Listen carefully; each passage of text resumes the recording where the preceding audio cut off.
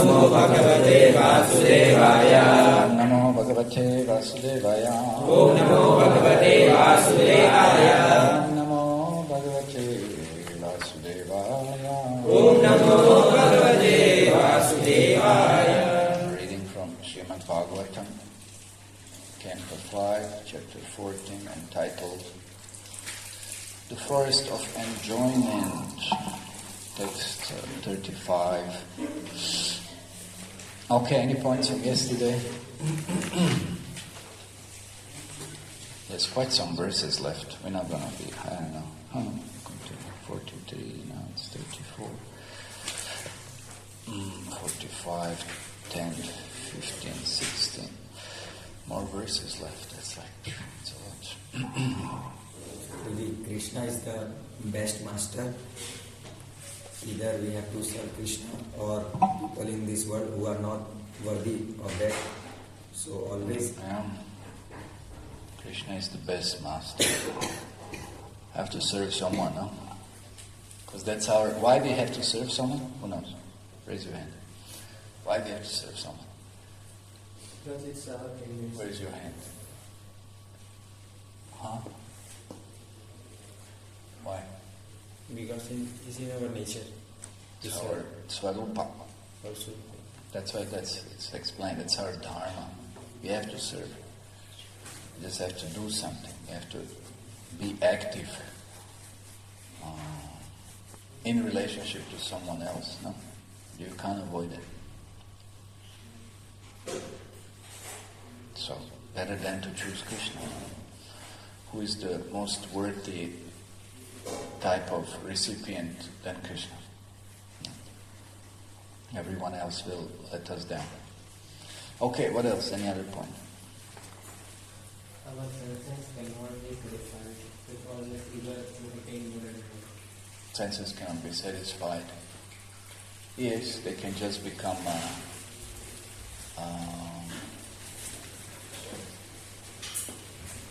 dull, numb. But then again, the mind will push, no, more, no, more. The senses will not respond. That's a saturating point. But still the mind is not satisfied. You see, you may try, like let's say sometimes let's say eating, you eat, and your mind's, already, you don't feel anything more, but mind says more, no? Makes no sense. What can be done? Mind is so conditioned, and you don't feel, and you sometimes don't feel so well, but mind will still demand. No? Okay, anything else? Lust burns the consciousness. Yes, lust will destroy everything. We have idea now. Lust will destroy everything. Anything else?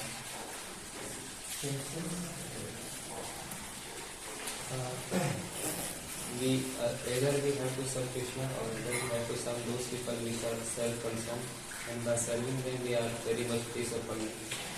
And we already said that. Senses will drive us for and force us for sinful lives. Yes, senses will force us to sinful life. Well, it's a combination of mind and senses. Yeah. So we also discussed about relationship. How we build a relationship with each other, and we have our emotional bank account. And then we serve, so it actually. But when we stop, we get empty. Yes, we have to build up relationship, and again, we have to serve. You cannot just remain stale or rest on, like they say, past laurels. No. It's not going to work. It's a continuous process. No. There's nothing like static. Being static doesn't work. Either you go up or you go down. No? Because the living being is dynamic.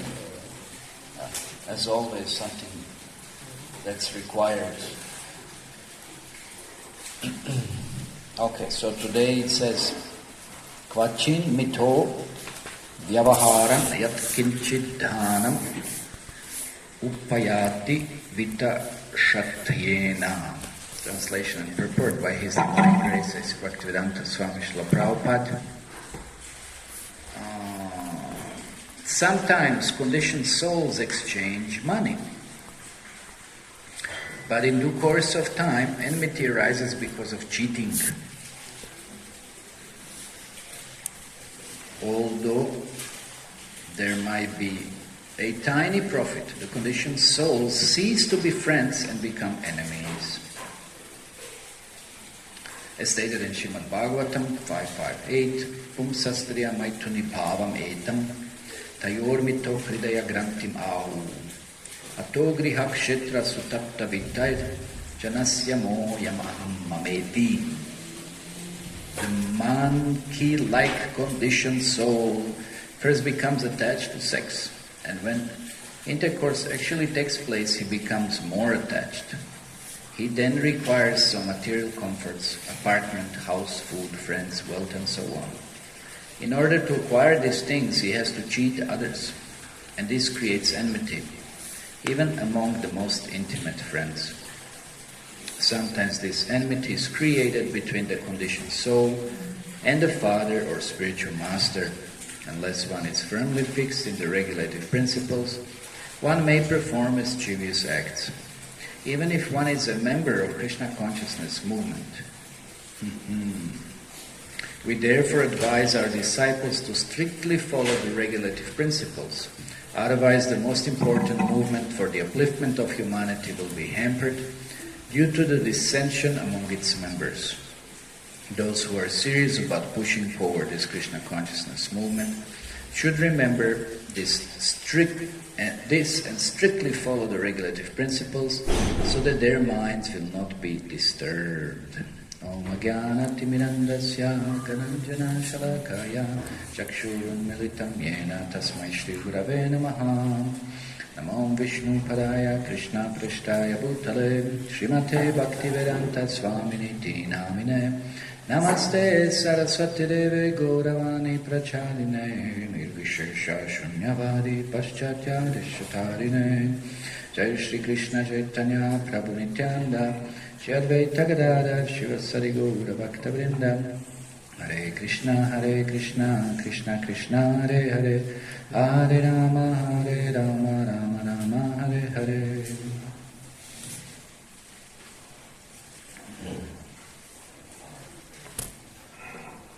So enmity arising from different transaction dealings, no?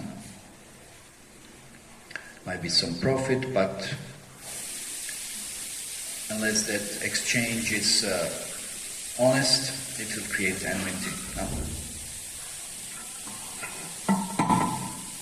So in the material life, the requirements are always amounting. It is never that we consider that, yes, we can live very simply and then we can maybe maintain or accomplish some kind of lifestyle of simplicity as such. It's not going to work. That's why most often everybody makes a big mistake thinking that I'm living a simple life and now when I get married I can continue with such kind of lifestyle. It's not going to work. It's the biggest illusion anyone may have. It's the biggest illusion. You may think, we will live very simply, everything will be fine. That's not going to work like this. It's just the mind's trick. There was one teacher lady. So she approached some authority, and that authority then asked me whether I want to get married. I said, what a nonsense, no? So, and then that was sometimes some kind of discussion going on, or at least I heard about it. And one of those discussions was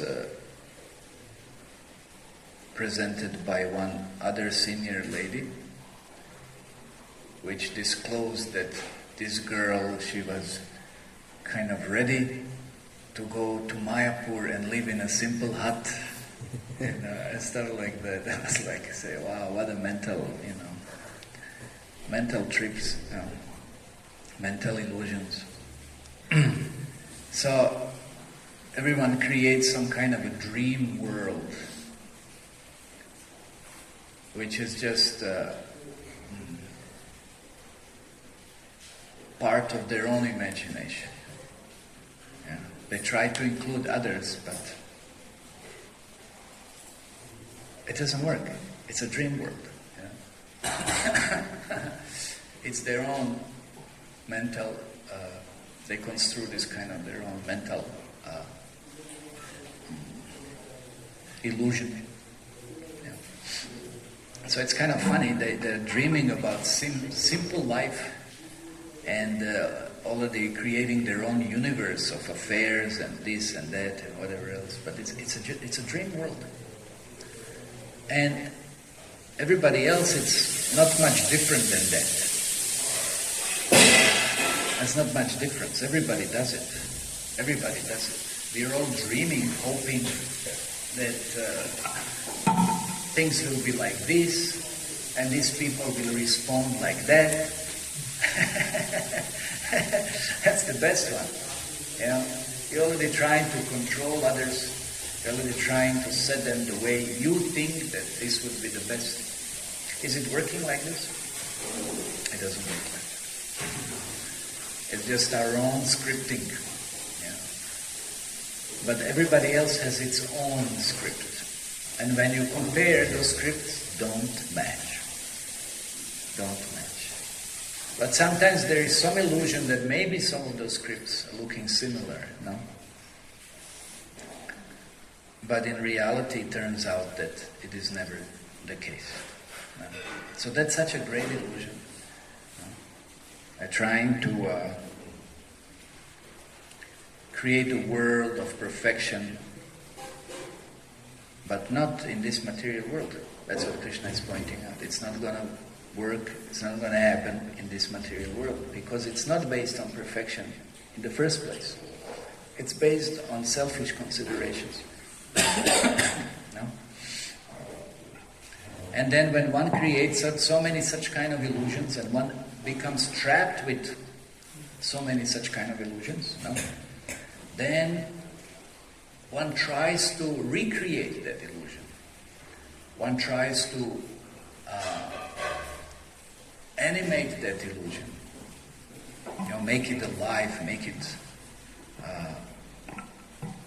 manifest it.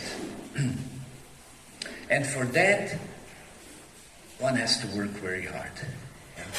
One has to work very hard to maintain such kind of illusion. And of course, when that illusion is enabled to some extent, then one still understands that there are so many limits to it, as we said. There's no response from so many other factors that we consider that will be responsive. Yeah, there is no appropriate response that will fit our illusion. And then so many difficulties begin, so many frustrations, so many disappointments. But they're all part of breaking that illusion. The problem is not the illusion. The problem is we are so attached to those illusions. Yeah? And we just forcefully try to fulfill it. Yeah?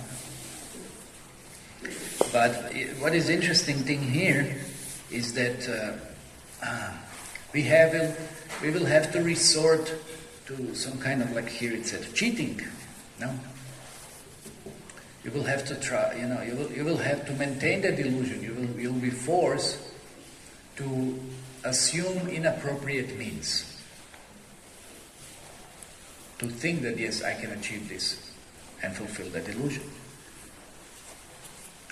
And this is what Srila Prabhupada talks about in the purport also. He said, the enmity is created between different living beings, even within one's family, whether it be a spiritual family or material family or whatever it might be.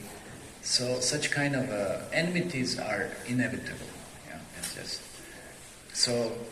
Why is that happening? Because we are creating enmity for the profit, and we assume.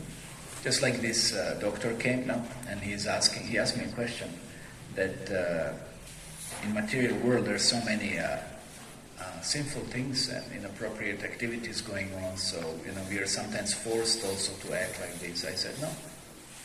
We should retain credibility. We should maintain dharma. We should maintain appropriate integrity and character. Otherwise, if we don't, you know what happens then? Like, let's say, you're lying to others. Very often. And that's like, sometimes they say it's a pathological conditioning that one just always lies. That can be like an extreme case, but very often we keep on lying. Very often we keep on lying to others. No? And then you start lying in your own family. To others, no? And then what happens? You start lying to yourself. That's how it goes. The whole principle of adharma will not be able, or you will not be able to control that. It will consume you. You start using inappropriate means, you yourself will be affected by inappropriate means. You won't be even truthful to yourself. And then, even you won't just have enemies with others, you won't even just have enemies within your family, you'll be inimical to yourself. Because of course you won't know what a real truth and dharma and the goal of life is. You will misguide yourself, You'll create yourself as the greatest enemy. Self meaning the soul. Even materially, from any material position. One will just strive for something that it's absolutely not worthy it, not useful, not beneficial. So that's what happens. You start cheating, you'll cheat yourself. You start lying, you'll lie to yourself. No integrity, no character. It just overwhelms you. That kind of sinfulness just overwhelms you. Yeah. When we are involved in such kind of thing. That's why one should be very, very cautious. Very, very cautious that one doesn't allow oneself to be carried away by such kind of sinful force of mind. One has to be very, very, very, very cautious. So for that reason, Srila Prabhupada pointed out that purity is the force. No matter what, one should stick to Dharma. No matter what. And how can one do that? 16 rounds, proper consciousness, without fail, 4 regulative principles. Then Srila Prabhupada said, if this is maintained, then there is a hope. If this is not maintained, there is no hope. Then everything will disintegrate. Everything will fall apart. Yeah. So that's why we have to be very, very, very, very, very conscious. Very, very conscious. And the greatest slip away, it's due to lust. Like Prabhupada said, we heard already about monkeys so many times. And now again Prabhupada said the monkey-like conditioned soul first becomes attached to sex. That's where you start making, the first compromise is there. And the first fall down starts from the sex life. It's there. And then from there everything else is just like you unleash one pebble. You remove one pebble and you unleash the whole avalanche. You know what's an avalanche? Ever heard of avalanche? No, you don't know? Glaciers.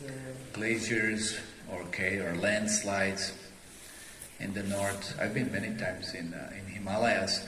You get a landslide and it blocks the road. It just the road, it's finished. There's no road anymore. There's no road. You can't go anywhere. 2-3 times I had to, you come and you have to come back and then find some other way to cross around. It's like big mess. Anyway, so that's minor. But or sometimes in the West you have a snow, and then this something triggers some sound or some vibration or something. There is so much snow on the caps of the mountains, on the slopes, and if it's more steep, like this narrow, steep, and then all this snow, it just starts crashing down, and it creates, it just sometimes breaks the whole village apart. Well, but to speak of any people, and on its way, finished everything, just it's a whole avalanche. So little small thing can trigger such a, enormous catastrophe. It's a catastrophe. Yeah. It just breaks everything on its way, covers everything on its way. So like this, you might say little lust, little flirting, little playing with the mobile, little this, little that, can unleash the absolute catastrophe. Absolute catastrophe. And then you will see, just like we know the story of Ajamil, no? Such a nice character, Brahmana, but because of lust, he became so sinful. So sinful. He was ready to do anything to try to fulfill that lust, which we know lust can never be fulfilled. And he ended up in a big trouble. Living very, very, very sinful life and troubling so many others. Yeah? Because there were so many lusty demands. He was cheating and stealing, and we see this going on in this world. People are ready to do anything. I'll say, yes, I'm your friend and I'm doing you a favor, and then this, but they're cheating. They're cheating. Yeah? And they will, give you the product which is not worthy of the price you're paying, or you're thinking you're buying something, then they will replace it with something else. So many cheating things are going on. So many cheating things. Or they'll just take your money straight, whatever, and then they'll never, you'll never be able to get in touch with them. As I remember now, as one boy in Mumbai, he did some business, and then one man now for 1.5 years, he's not paying him, That's more than 50,000 rupees. He just cheated. He said, yes, I will supply, but he didn't, Or actually, he took some goods, yes, but he didn't pay for them. Yeah. So much cheating is going on. Such rascals are going. Yeah. So why? Sex life. It all comes down to the sex life, sense gratification. Yeah. So that's why it creates enmity. And at the end of the life, we'll see, we'll just remain all alone.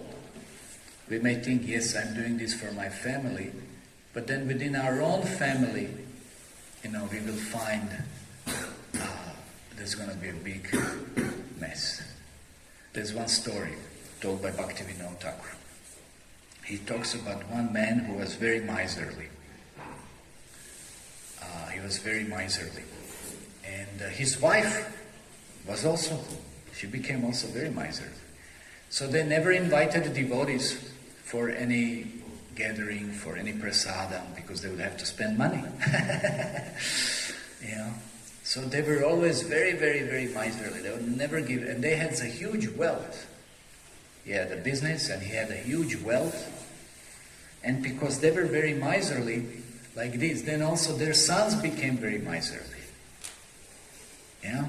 And when those sons married, they married ladies who also became very miserly. So then what happened? Those ladies were just, they somehow find out that, this old man now, he has so much money. So they started to plot. The eldest son, then he was forced by his wife that, your father has so much money, so he may give it to someone else, what will happen? So many things like this, So then they conspired, they said, okay, why don't we send them for some pilgrimage? And they never come back. They were plotting to kill them.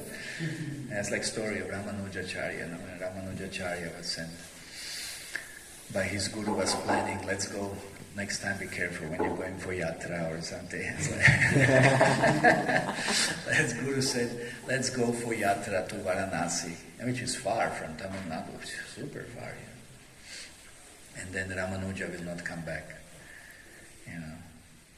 So these sons were plotting like this, let's send our parents, which also never went anywhere because they would have spent money. So they described to them, there's one amazing place called Mayapur Dham, Navadvip Dham, and there's Ganga, and there you are. So why don't you go and, now you have time, you're not working so much, take some holidays, it's like... So then they agreed, husband and wife, they agreed. And then they decided, okay, let's go for pilgrimage. So they went. And immediately as they went, the sons, they started searching throughout their old house. They turned everything upside down. They dig there. And they found that wealth. They found that wealth. And of course, immediately they started their sense gratification. And the news came to that person that this is what had happened. And they, we have to come back, we have to... And then somebody warned them, who knew them, he said, who was from the same village, he said, you're crazy. Are you so mad? Going to come back and, your sons will kill you? They will kill you if you come back. They were so corrupted, So then he was like, what are we supposed to do now? So they somehow managed to stay in some devotees' places. They hosted them for some time, and in due course he started doing little business, selling something, this, until they figured out how to maintain themselves. And then ever after that they became devotees, never came back to their village again. Yeah. So, but the point is, anyway, I'm not going to go into details. The point was that you start acting inappropriately, you can expect this from everybody else. Even within your internal, family, such kind of inappropriate reactions will happen. And the worst thing is it will contaminate you. You will also be, even more contaminated, more corrupted. This is how it works. That's psychology. So you're cheating others, you'll cheat practically yourself. Yeah. Your own mind will cheat you. Yeah. You won't be able to, you're cheating others that you're following something, but you won't be able to follow any vows. You won't have strength, you won't have purity, you won't have credibility. You will cheat yourself that, yes, I'm following 4 regulative principles, I'm this and that. You won't be able to do that. Your own mind will not allow you, because of such inappropriate character, no integrity. So that's why Srila Prabhupada says this is all required. One will be forced just by sex life, one will be forced apartment, house, food, friends, wealth, so on, social dealings, this, that. One will be forced to work so hard, and in the course to gain something, he'll have to cheat. He'll have to cheat. Can't just live and, a certain simple lifestyle and hope that this will be sufficient. It doesn't work. It doesn't work. You'll be forced. Your wife will force you. Your circumstances will force you. So many things will force you to be involved. Just like there is one boy also. His father was a big builder and this and that. And they even asked many others to invest in that project, and the whole project was just a big mess. They lost everything. So, that kind of greed also, and that kind of... So many things happen in life you will not be able to control. Because you will want something special, something more, something... Always on the material platform, there's no satisfaction. There's no satisfaction. So Srila Prabhupada warns this. He warns devotees now in this purport. He says, unless one is firmly fixed in regulative principles, one may perform mischievous acts, even he is member of Krishna Consciousness movement. So there's no exceptions. If one doesn't follow the principles, as I said, 4 regulative principles, chanting of Hare Krishna mantra, one's mind will become corrupted if one doesn't do it with the proper consciousness. That's another thing, not just artificially and mechanically. One's mind will be, come corrupted. Yeah? So then enmity will be created. And then everything will be ruined. He said that should not happen. Prabhupada is warning, such kind of a important movement, such kind of liberating, what would be the word, blissful, beneficial movement will be destroyed. So this Prabhupada is pointing out and he said the upliftment of all humanity will be hampered due to dissension among its members. But why? Because of greed, because of selfish interest, because of what? I've seen that also sometimes. You see, sometimes some wives or devotees, they don't get together and they push each other and they create conflict and they create groups and this and that and so many things because of certain prestige, because of certain material conception, because of certain influence, because of certain control. Very disgusting, very disgusting. Or sometimes devotees also, to maintain their family, get involved in cheating other devotees. I have personal experience. And I was shocked. Anyway, I can talk about it after the class. But I set things straight afterwards. I learned a lesson. It happens. It happens when somebody compromises, their spiritual life. For what? For some material nonsense. One has to be extremely cautious. One should never allow this to happen. So that's why it's a forest of enjoyment again. It's a nature of material world. You can't live a nice, happy life in this material world. Either we will be forced, or we will just experience somebody else forcing us to enter the darkest regions of consciousness and such kind of activities. It's the nature of material world. Deep forest, deep dark consciousness. That's what it is. Forest of enjoyment, forest, deep forest of dark consciousness. You want to enjoy, but you won't be able to enjoy. There's no enjoyment. It's just misery and suffering. So that's why we have to be conscious of that and not allow ourselves to be tricked by any dreaming illusion. As we said in the beginning, that things are like this or things will be like that and this and this and this and this. No, it doesn't work. There's no practical example that such kind of illusion can be maintained. So one has to be very cautious.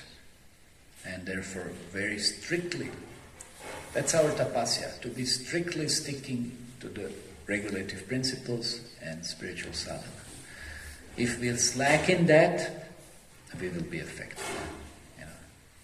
You can't allow yourself to diminish the standards. You can say, okay, one day I won't chant Hare Krishna Mahamantra.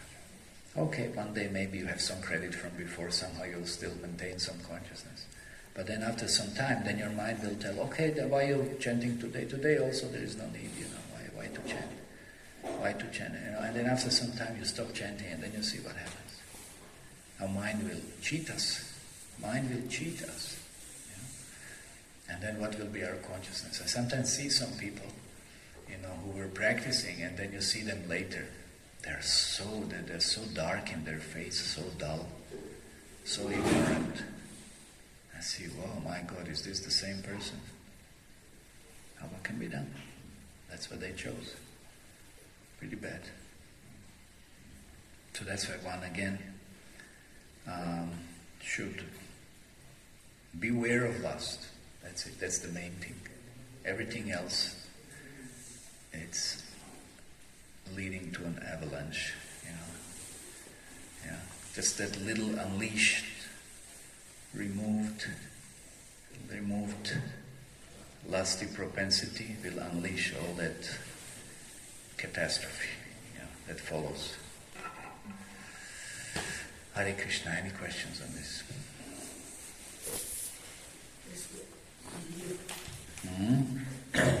In this material world are cheaters, but for everybody's a cheater. It's a propensity, no? In our imperfect senses, making mistakes, being in illusion, making mistakes, and cheating propensity. Everybody has cheating propensity. Even if you intentionally don't want to cheat, you will cheat because you have imperfect knowledge. So that's also cheating then. No? So yes, so just like many politics happens in colleges, so for serving Krishna, it happens in colleges and just where it happens everywhere. So for serving Krishna, we have to means find some way, and we have to sometime used to diminish that person, or sometime. For serving Krishna, you have to diminish someone. What? Diminish means if he is saying something opposite, we have to. You have to counteract. Yes, we have to counteract. You have to counteract. That's all. Yes, we have to do that. Especially if they're blasphemous or something. Otherwise, we just stay away as far as possible. And Prabhuji, what is the difference between consciousness and overthinking? What is the difference? The difference is in quality, the difference is in substance, the difference is in result. Consciousness is affected by material identification. What's that crawling on the stairs? Go fast, go fast, go fast. What's that crawling on the wall now? Cockroach, catch it immediately. Immediately. Are Baba, not like this. Go and get some. Where's your daba?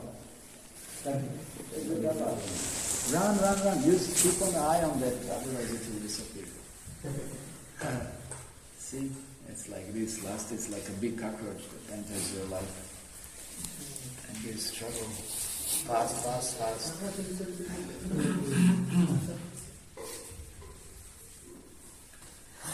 So Baha asked them a fake though.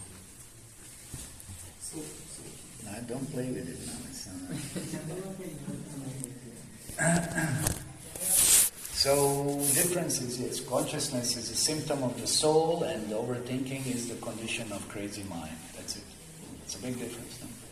There are some innocent. And consciousness can be affected like this by different coloring, either of the mind, either even of intelligence, especially of the false ego. No? So there's a difference. Different substance. Some students are also innocent.